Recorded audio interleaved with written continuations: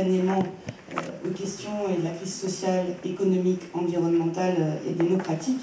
C'est cette nouvelle économie, c'est la transition écologique de notre économie, aller vers un nouveau modèle, une Europe plus sociale, plus écologique. C'était un des débats et votes que nous avons eu à traiter aujourd'hui, notamment sur la politique énergétique, d'être en capacité de démontrer, et on commence à avoir un certain nombre d'études, que cette transition écologique, c'est celle qui est capable d'offrir des perspectives en termes d'emploi, en termes de croissance, et je regarderai avec attention les résultats de l'Alsace, qui fait partie des 4 régions test françaises qui sont en train d'évaluer les impacts en termes d'emploi et économique de mesures dites vertes, ou en tout cas d'engagement dans la transition écologique.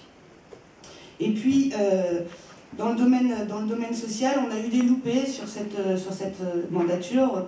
Par exemple, les écologistes, nous avons porté et pas réussi à obtenir de majorité et le soutien des autres groupes politiques sur une directive cadre sur un revenu minimum dans l'ensemble de l'Union européenne, ou encore sur la définition, et ça fera peut-être son chemin, sur ce revenu minimum, d'être aussi en capacité de pouvoir avoir des plafonds et des critères de revenu maximum. La jeunesse, bien entendu, et on a pourtant pris un certain nombre de textes, notamment en 2012, puisque l'Union européenne s'était engagée à faire de la jeunesse et de l'emploi des jeunes sa priorité. Il faudra qu'on soit capable aussi d'assumer nos échecs et de les analyser, de savoir pourquoi, et dans certaines séquences, nous n'avons pas réussi à aller plus loin dans le sursaut démocratique, dans le changement de modèle économique, pour en tirer les conséquences et mesurer aujourd'hui, à l'état et au stade de la crise telle qu'on la connaît, ce qui nous oblige, si nous voulons rester crédibles, cohérents et potentiellement offrir des perspectives et une alternative à un vote nationaliste lors de ces prochaines élections européennes. Je pense que nous arriverons et potentiellement à faire obstacle à un vote nationaliste en portant véritablement et en assumant un programme européen, en s'obligeant à parler d'Europe. Et quant aux résultats, puisqu'ils nous préoccupent tous, qui ont pu sortir des derniers sondages, qui mettraient les nationalistes en tête de ces élections, moi je voudrais juste rappeler une chose, et parce que c'est mon tempérament d'optimiste active. À la même époque, en 2009, les écologistes étaient crédités de 7%. Je vous rappelle le score qu'ils ont fait 6 mois plus tard. Merci beaucoup, Sandrine Bélier. Pour le Parti populaire européen, Véronique Mathieu. Merci beaucoup, monsieur Arnaud. Bien, tout d'abord, je voudrais vous dire ma joie d'être ici avec vous, avec mes collègues, et surtout devant les élus aujourd'hui.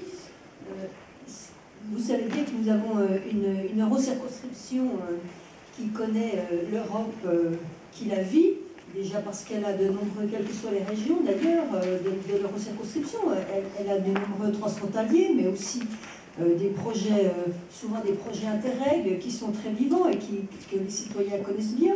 Et pourtant, comme l'ont rappelé les intervenants précédents, il est vrai que même dans notre eurocirconscription, on connaît aussi un taux d'abstention aux élections européennes qui est très important et bien dommage, parce que l'Europe, eh bien que les citoyens de notre circonscription la vivent au quotidien, bien évidemment avec toutes les directives et toutes les normes et toutes les subventions européennes, eh bien évidemment ils la vivent, et ça ne les oblige pas, ils ne se sentent pas obligés d'aller voter aux élections européennes, et c'est bien dommage. Alors on se pose toujours la question, pourquoi est-ce que les citoyens ne vont pas voter pour les élections européennes?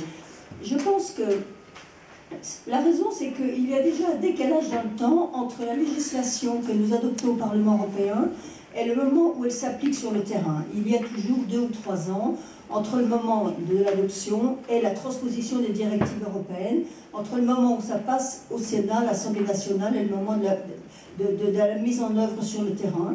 Et puis souvent, à l'occasion des transpositions, eh bien, il y a des modifications, vous le savez bien, qui sont faites des directives. Et on ne se souvient plus, les citoyens ne se souviennent plus finalement que le point de départ, ça vient du Parlement européen, parce que nos élus nationaux finalement retravaillent le texte et on oublie que finalement le Parlement a travaillé dessus au point de départ, donc on ne sait plus bien que ça vient de l'Union européenne. Alors ce décalage dans le temps finalement porte un petit peu préjudice au Parlement européen, et puis ça c'est le premier point, et puis probablement aussi qu'on fait une mauvaise communication, soit nous les élus, soit le Parlement européen, enfin, bon, peu importe à qui la faute, en tous les cas, l'Europe est probablement mal médiatisée pour un certain nombre de raisons, mais comme l'ont rappelé les intervenants précédents, c'est vrai qu'à l'occasion de ces élections qui vont venir, c'est vrai que le risque est grand d'un vote nationaliste cette fois-ci, et je pense qu'on doit redoubler d'efforts pour ne pas avoir un Front National qui soit trop important cette fois-ci, et il va falloir se retrousser les manches. Alors, cette fois-ci, à l'occasion de ce mandat, le Parlement européen a eu un rôle accru grâce au traité de Lisbonne, et on a énormément travaillé, on a une production de textes importante pour la vie des citoyens. Moi, je suis coordinatrice du PPE pour la Commission des libertés civiles, justice, affaires intérieures, et je dois vous dire qu'on a fait une très très belle réforme judiciaire sur la garde à vue, sur la protection des citoyens, la protection des victimes. On a retravaillé Schengen, alors ça souvent les citoyens ne le savent pas, pourtant on a fait de nombreux communiqués de presse, on a fait de nombreux rendez-vous de presse, mais l'année dernière au mois de juin, nous avons réformé Schengen, et pourtant Schengen est la cause de tous les maux de nos citoyens quand on les entend, mais on a durci Schengen, c'était la volonté d'un certain nombre de chefs d'État à l'occasion du printemps arabe, et nous l'avons renforcé Schengen, la surveillance des États membres qui sont défaillants avec des visites surprises, une meilleure gouvernance de Schengen, une gouvernance de la Commission européenne et du Conseil. Donc Schengen, lorsque cette réforme va s'appliquer, dans probablement 1 an, une fois que toute cette réforme sera appliquée, sera moins passoire, puisque les citoyens nous reprochent à juste titre, ceci dit, sera moins passoire et plus sécurisée et plus sécurisante aussi pour les citoyens européens, parce que Schengen, c'est tout de même un acquis très important de l'Union européenne. Imaginez que nous enlevions Schengen, que nous fermions Schengen, comme certains partis politiques le demandent, ça coûterait très cher à nos entreprises, ça coûterait aussi très cher à nos travailleurs transfrontaliers, ainsi qu'à tous les gens qui voyagent d'ailleurs. Et nous devons conserver Schengen, simplement nous devons l'améliorer. Nous verrons ce que donne cette réforme une fois qu'elle sera appliquée, et s'il faut encore réformer Schengen, nous le réformerons encore. Nous avons aussi réformé aussi beaucoup et lancé une réforme de l'immigration économique avec un certain nombre de directives que nous avons. La dernière a été votée aujourd'hui, la directive des travailleurs saisonniers. Nous avons encadré l'immigration économique et légale de façon à pouvoir obtenir une immigration qui soit légale, bien encadrée, donner des droits aux travailleurs des pays tiers sans qu'il y ait une concurrence illégale et malsaine avec les travailleurs européens. Et puis nous avons réformé le paquet asile, ce qui était important pour nous, c'est-à-dire qu'il fallait que les demandeurs d'asile soient traités de la même façon, que ce soit en Roumanie, en France, en Allemagne ou en Italie, pour éviter aussi, tant qu'on pouvait le faire, les drames qu'il pouvait y avoir. Souvenez-vous des drames de Lampedusa, comme on les a connus encore très récemment. Donc voilà, une réforme et une harmonisation du droit d'asile avec des droits communs dans tous les pays européens. Et ça, c'était quelque chose auquel nous tenions. Nous avons mis en place aussi un renforcement des frontières extérieures avec un renforcement de l'agence Frontex et un certain nombre d'outils comme Eurosur et d'autres outils encore, de façon à renforcer Frontex, de façon à pouvoir garantir... Vous m'entendez pas ? De façon à pouvoir garantir la sécurité intérieure des citoyens et renforcer Schengen, comme je vous l'ai dit. Alors, tout cela concourt à ce qu'on vous a dit tout à l'heure, un certain nombre de personnes qui vous disent il faut changer l'Europe. Mais changer l'Europe, l'Europe elle a changé. Ça fait 10 ans que je suis au PPE et 10 ans que j'entends il faut changer l'Europe. L'Europe elle a considérablement changé. Le Parlement européen et les institutions européennes ont considérablement changé depuis un certain nombre d'années. Ce ne sont plus les mêmes institutions européennes. Les citoyens n'ont plus les mêmes besoins de l'Union européenne d'ailleurs. On vous a parlé de la gouvernance économique qui a été mise en place à l'occasion de ce mandat, la gouvernance de la zone euro, la gouvernance bancaire qui a été mise en place, la gouvernance sur toute la zone de sécurité dont je viens vous parler. Et c'est cela que nous devons expliquer à nos citoyens de façon à ce qu'ils comprennent que cette Union européenne, qui est une Union européenne, un projet européen de façon à parfaire les États membres et à pouvoir assurer la sécurité économique, la sécurité de l'emploi des citoyens et enfin la sécurité tout court de nos citoyens au sein de l'Union européenne qui parfaira enfin un projet, un idéal européen pour nos citoyens. Tout cela, nous devons l'expliquer à l'occasion de cette campagne des élections européennes. Cette campagne, elle va être courte. Comme l'a dit Arnaud Danjean, elle va arriver juste après les élections municipales, qui sont des élections de terrain, qui sont des élections très proches des citoyens. Nous aurons un mois pour faire campagne, et ça va être très très compliqué d'expliquer ça à nos citoyens. Donc il va falloir effectivement se retrousser les manches, et surtout il va falloir combattre ces idées nationalistes qui sont vraiment l'ennemi de l'Union européenne, telle que nous la vivons au fond de mon cœur. Merci beaucoup, Madame Mathieu-Oudon. Alors, nous accueillons Michel Strifler. Merci beaucoup d'être là. J'en profite pour vous présenter. Vous êtes députée européenne, vous êtes aussi conseillère municipale déléguée de Mulhouse, et vous êtes du groupe du Parti populaire européen au Parlement de Strasbourg. Et en commission parlementaire, vous êtes vice-présidente de la commission du développement. Voilà, je vous passe la parole. Merci beaucoup. Merci beaucoup. Je voudrais tout d'abord vous prier de m'excuser pour le retard. En fait, j'ai loupé mon premier train, donc voilà, ça peut arriver. Donc, je n'ai pas entendu non plus le début des interventions d'Arnaud et je ne sais plus qui j'ai loupé, une partie de Catherine. Mais évidemment, passer en dernier, c'est toujours très difficile puisque je pense que la plupart a été dit. Or, je vais donc être assez brève. Alors, on peut dire beaucoup de choses. Hein. On peut faire le bilan de tout ce qui a été fait au niveau de l'Europe, sachant que 80% des lois nationales viennent en général de l'Europe. On se doute bien que les députés européens ont de quoi faire et plusieurs exemples ont été cités par Véronique, mais dans toutes les commissions, on a comme ça beaucoup d'avancées dans tous les domaines.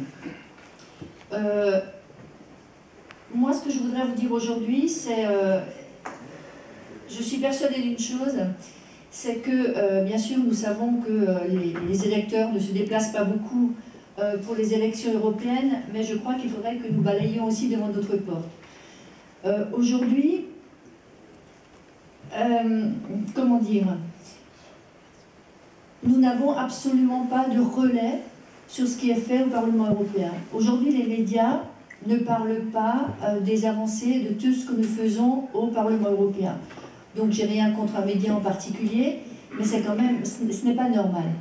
Je veux dire, souvent, lorsque nous faisons des réunions, lorsque nous animons des réunions dans nos circonscriptions, souvent on me dit, mais pourquoi personne n'en parle?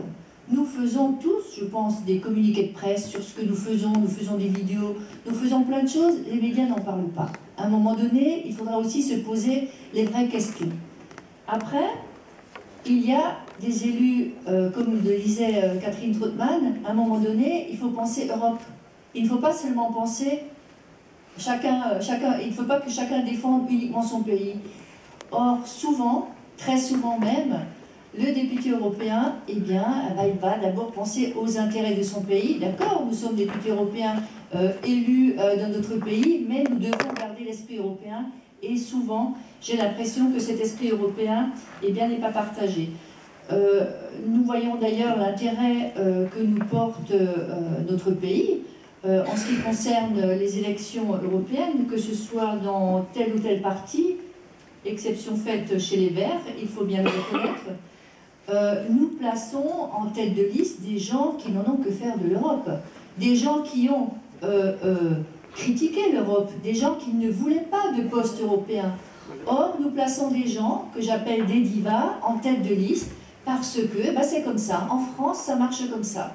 Comment voulez-vous que des élus qui ne s'intéressent pas à l'Europe et qui ne voulaient pas de poste européen l'acceptent parce qu'ils n'en ont pas d'autres pour le moment?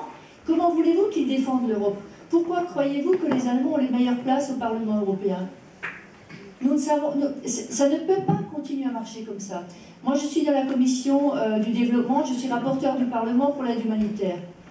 J'ai à maintes reprises essayé de dialoguer avec les députés nationaux, parce que nous avons des projets, nous mettons des choses en place, et à côté de ça, la France met des choses en place, d'autres pays également, mais il n'y a pas de concertation. Chacun a peur de perdre son dossier. Comment voulez-vous que ça fonctionne? Je veux dire, aujourd'hui, la France, Arnaud en a peut-être parlé, la France est toujours présente lorsqu'il s'agit d'intervenir dans les pays africains, mais où est le reste de l'Europe? Il n'y a pas de cohérence non plus entre les partis européens. Il faudrait une armée européenne.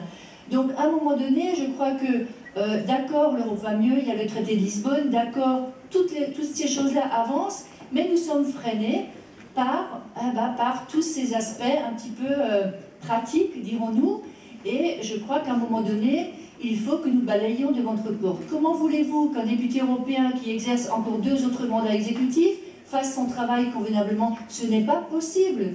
Moi, je suis contre le cumul des mandats exécutifs. C'est catastrophique. Aujourd'hui, il y a des députés européens qui sont aussi, qui ont d'autres mandats très très importants. Et après, qu'est-ce qui se passe? Nous nous plaignons parce que l'administration gère à notre place. Mais évidemment, nous leur donnons notre place. Moi, je suis un petit peu révoltée sur le fonctionnement, sur la façon dont nous fonctionnons nous-mêmes, sur la façon dont nous mettons les gens en place. Là où je suis d'accord aussi avec Sandrine, décidément, c'est pas toujours le cas, c'est que moi je crois qu'il faut une primaire. Il faudrait une primaire pour décider qui seront les candidats. Moi aujourd'hui je ne sais pas si je suis candidate en position éligible ou pas, j'en sais rien. C'est en fonction, nous sommes des pions. Voilà, je te donne l'Alsace, tu me donnes ce côté, c'est comme ça que ça se passe. Donc vous aurez face à vous au mois de juillet, août, des députés européens qui feront bien leur job, mais d'autres qui ne le feront pas.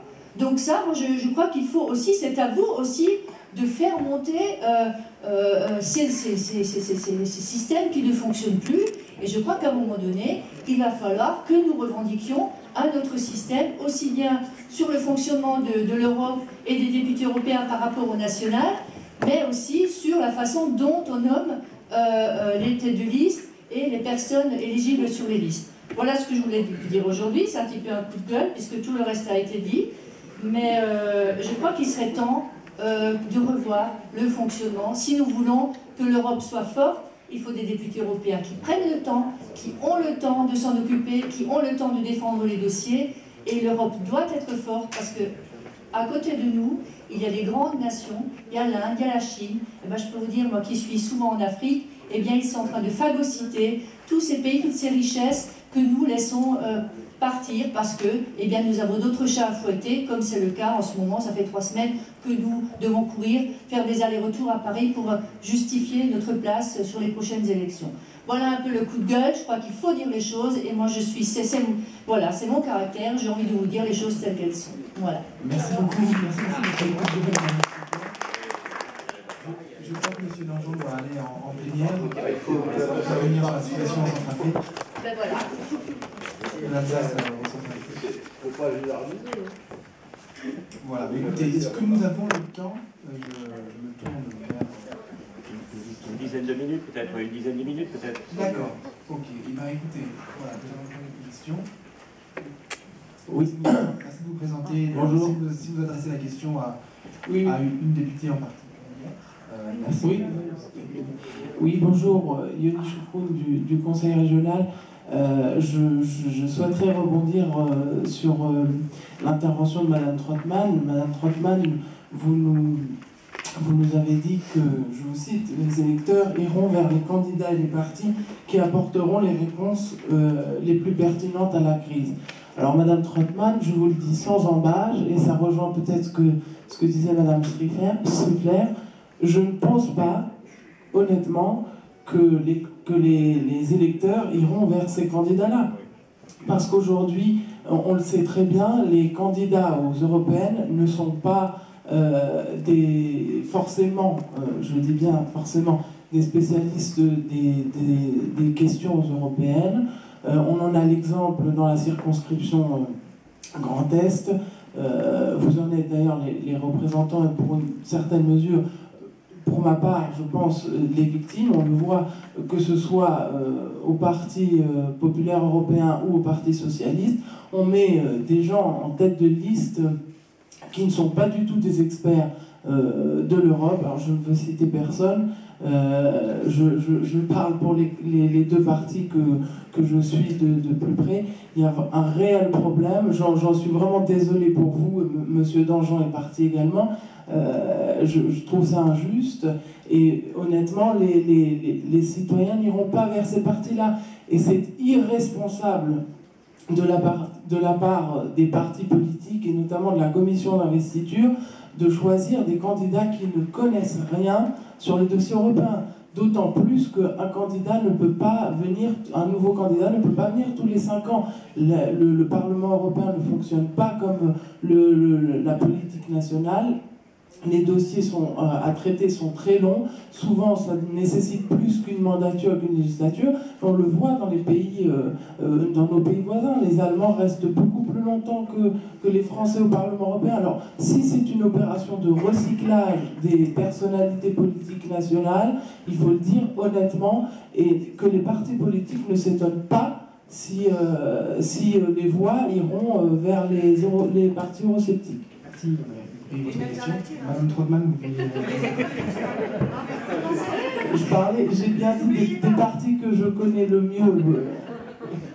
Bien, je voudrais rebondir sur votre question pour dire d'abord que hier, dans un dialogue que j'avais avec des journalistes de France Télévisions qui se formaient, c'est appréciable, avant la couverture de cette campagne électorale, un journaliste me disait à peu près ce que vous venez de dire, c'est-à-dire, ah là là, tous ceux qui sont vraiment bons, qui ont beaucoup travaillé, sont ceux qui s'en vont. Je dis merci pour ceux qui restent, et des fiefs et crétins. Parce qu'à la fin, le débat actuel complètement binaire, tous ceux qui partiraient seraient excellents, tous ceux qui restent seraient nuls, est absolument aberrant. Il faut bien comprendre que ce débat sur les places et sur les sièges et sur les candidatures se passe selon des règles. Selon des règles. Alors, on en est victime alternativement. Moi, j'en ai été victime en 2004. Mon collègue ici, passé, j'espère futur, Pierre Pectiche, en a été victime. Mon collègue deuxième de liste en a été victime. Je n'aime pas ça. Je me suis battu contre. J'ai proposé une autre stratégie. Très bien. On a une situation, on a des statuts, on a des règles. Malheureusement, il faut considérer, et c'est la raison pour laquelle je parlais du travail avec le Parlement national, tant qu'on ne sera pas à même de nous imposer, de s'imposer dans le débat national, pour réduire ce gap de 2 ans entre les transpositions des directives et les débats nationaux, eh bien, l'actualité, ce sera le débat national, jamais le débat européen. Et ce qu'on aura fait, nos débats, qui sont parfois nourris, instruits, importants, intéressants, eh bien, n'auront jamais été couverts. Donc, je crois qu'il y a un risque qui ne peut servir que les extrêmes, c'est de dire que tous les partis qui aujourd'hui sont en train de désigner leurs candidats sont à renvoyer aux orties parce qu'il y aurait quelques candidats sortants qui ne seraient pas replacés en position éligible sur les listes. Non. Je pense que non, on peut les condamner, les critiquer. Mais pour ce qui concerne la liste sur laquelle je suis et ma position, vous savez, si je ne l'acceptais pas, je ne serais pas là. Je suis libre et je fais de la politique librement. Et je considère que quand on est socialiste comme je le suis, qui a appris la politique avec quelqu'un qui était député, qui était assez décrié, qui l'a vécu aussi dans sa vie personnelle, parce qu'il était ouvrier et député. Bon, on l'appelait d'ailleurs le député, l'ouvrier de François Mitterrand, on l'appelait le serrurier, ce qui était quand même assez peu amical. Bon, voilà. Est-ce que c'est gênant qu'en tête de liste, on puisse avoir quelqu'un qui fait carrément profession d'engagement européen, de manière non, je dirais non soupçonnable d'insincérité? Est-ce qu'on ne peut pas avoir aussi la possibilité d'accueillir des gens qui peuvent s'investir et qui sont comme n'importe quel citoyen qui peut avoir à comprendre lorsqu'il s'exprime par un bulletin de vote ce que fait l'Union européenne? Ça s'apprend. Moi, quand j'ai été mis sur la liste en 1989, je n'étais même pas encore à même de connaître le résultat des élections municipales. Donc je gagnais les élections municipales et j'apprenais à 18h, sans connaître les résultats, que le président Mitterrand exigeait que je sois en 2e position sur la liste des Européens. Je ne l'ai jamais demandé. Mais j'ai fait une option. J'ai choisi le Parlement européen plutôt que le Parlement national. Je l'assume. Et avec l'expérience qui est la mienne, j'ai la fierté de dire, comme je l'ai fait avec ma délégation, comme je peux le faire aujourd'hui sur la liste, mon expérience au moins peut servir à d'autres, à s'investir, à travailler, à apprendre et à comprendre ce qu'est l'Union européenne. Si on dit que l'Union européenne n'est qu'une affaire d'experts, de spécialistes et de techniciens, ou alors de technocrates, alors on tombe dans le travers de ce défaut démocratique que les citoyens nous reprochent. Donc voilà, moi j'assume, je souscris, je prône, je défends et j'irai devant les électeurs pour dire que je ne me sens pas une forme de martyr, en l'occurrence. Et face à d'autres listes, je crois que je suis encore, au fond, assez heureuse d'être candidate.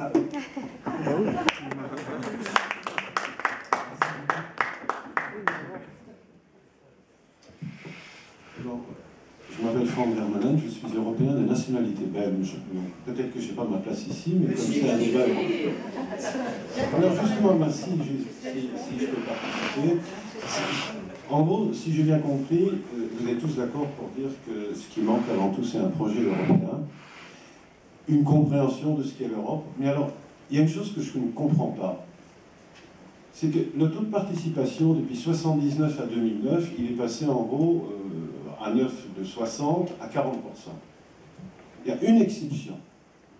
La France, 40%, l'Allemagne, 43% aux dernières. Il y a une exception. La Belgique, nous avons voté à plus de 90% depuis le début.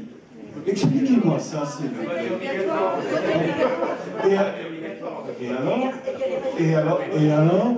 Et alors, on ne peut pas rendre un vote obligatoire? Ah oui, c'est ça. Et dire que c'est la seule piste. Vous savez quelle est l'amende à payer quand on ne vote pas? Elle est de combien? Elle est symbolique. Donc, ce n'est pas le prix de l'amende. C'est peut-être que nous, en Belgique, avons une vision de l'Europe qui sont peut-être assez rares. C'est-à-dire, pour nous, c'est quoi l'Europe? C'est de laisser à l'Europe ce qu'on ne peut pas gérer à notre échelle. La diplomatie, la défense, une politique sociale unie.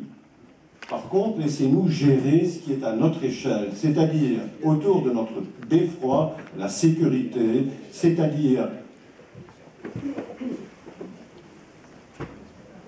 Qu'est-ce qui se passe? Je suppose qu'en plus, on va dire que je suis un nationaliste, j'imagine. Hein?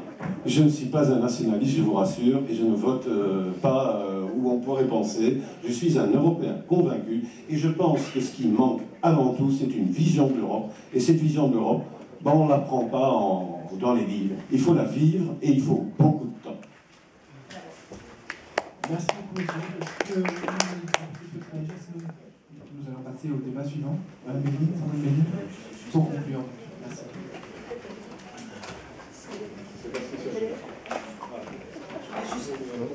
Je voulais juste dire un mot. Bien sûr que la solution n'est peut-être pas le vote obligatoire, bon, bien que l'amende a beau être symbolique, je crois que le fait de ne pas voter soit sanctionné, il y a aussi cette implication de l'importance. Bon, bref, mais ça renvoie surtout, et qu'on parle de désaffection et d'abstention, à notre responsabilité de ramener les citoyens vers les urnes et de faire campagne sur un projet européen. Vous dites qu'il n'y a pas de projet européen. Si, il y a des projets européens. Il y en a un certain nombre. Moi, je fais partie d'un groupe politique. Nous sommes fédéralistes. Nous l'affirmons. Je crois que, et en 2009, et d'ailleurs c'est très certainement ce qui a fait le score des Verts, nous avons été les seuls à nous imposer de ne parler que d'Europe, à refuser systématiquement d'aller sur le terrain de la politique nationale. Parce que quand on est honnête avec les électeurs, quand on se présente à une élection européenne pour être élu député européen, c'est pour s'engager sur un projet européen. C'est pas pour régler ses comptes en termes de politique internationale ou pour préparer l'élection qui suit 1 an, 2 ans ou 3 ans plus tard à l'échelle régionale ou nationale. On a en France, et ça participe à la fois à la décrédibilité des Français, mais aussi à l'affaiblissement du poids de la France, tant au Conseil et par répercussion au Conseil. On fait partie des pays qui ont le plus gros turnover de députés européens. À chaque élection régionale, législative, on a une perte en ligne. Moi, je crois qu'il serait très très intéressant aussi d'avoir cette obligation, quand on s'engage dans un mandat, d'aller au bout de ce mandat. On ne le mettra pas en obligation législative, mais que les citoyens, qui sont tellement déçus de leur politique, deviennent plus exigeants aussi. Le moment du vote, c'est aussi exprimer une exigence par rapport à des engagements, et aller voter, c'est aussi, je pense, et ça il faudra le réaffirmer, donner un mandat de confiance, demander des retours réguliers et s'engager à aller voter par rapport à une démarche et dynamique en cohérence avec l'élection à laquelle on se présente. Merci beaucoup Sandrine Bélier pour ce mot de la fin et nous allons donc passer... Très rapidement, en une seconde, je voudrais malgré tout témoigner au nom de l'Association française du Conseil des communes et régions d'Europe du fait que la grande majorité des parlementaires européens ont toujours fait leur boulot, y compris avec les élus locaux et régionaux, et y compris malgré les alternances. Mais Catherine Trottmann, qui a fondé l'intergroupe au Parlement avec les élus il y a quelques années, peut en témoigner. Il y a toujours eu ce souci de la part de la grande majorité des parlementaires européens, et vous êtes encore la démonstration, de cette grande attention qui est portée, y compris malgré les changements, malgré les alternatives, les alternances qui peuvent intervenir. Et je voulais vous en remercier au nom de la FCCRE, parce qu'il y a toujours eu ce lien de confiance très fort dans l'exercice de votre mandat, de consulter, de dialoguer et d'être constamment en relation avec les élus locaux et régionaux à travers la FCCRE, le Conseil des communes et régions d'Europe, dont je salue le secrétaire général qui est ici présent. Et je voulais vous rendre hommage pour cette attention que vous avez toujours portée et que dont je ne doute pas vous continuerez à porter pour ce qui est de la cause des élus locaux et régionaux. Et nous sommes ici à la région, Pascal, donc c'est aussi le moyen de le dire et de vous en remercier. Merci.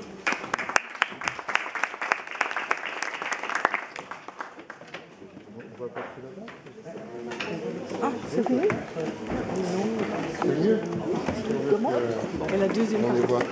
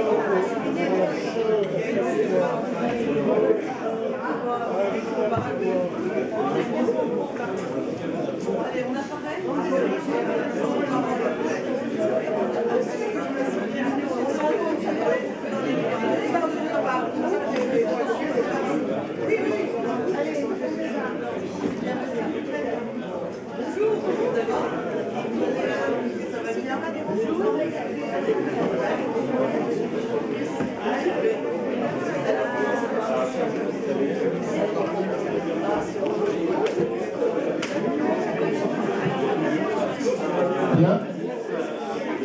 Si vous pouvez prendre place.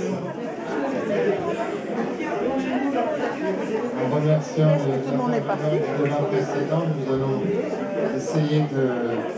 En fait, je ne sais pas si mon rester en accueillant les intervenants de ce débat. Oui, je ne sais pas s'il va y avoir du monde, puisqu'ils vont partir à l'OVET. Oui, mais c'est terminé à 5h30. Oui, mais il est déjà à 16h54. Je crois que les combattants vont revenir. On verra. Enfin, moi, pour ma part,